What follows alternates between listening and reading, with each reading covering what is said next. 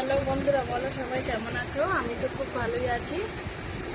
সন্ধ্যাবেলার টিফিন কে এরকম খাও আমাকে একটু জানিও। আর দেখো আমি খাচ্ছি আজকে একটা বিস্কিট, এই যে একটা কটকটি ভাজা, আর এই যে চা।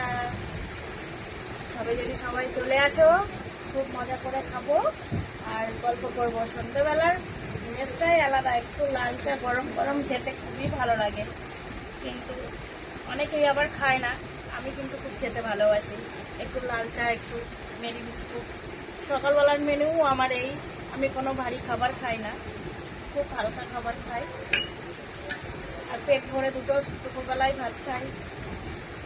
কেমন হয়েছে ভিডিওটা সবাই একটু জানিও, আর সবাই আমার বাড়িতে চলে এসো কেমন।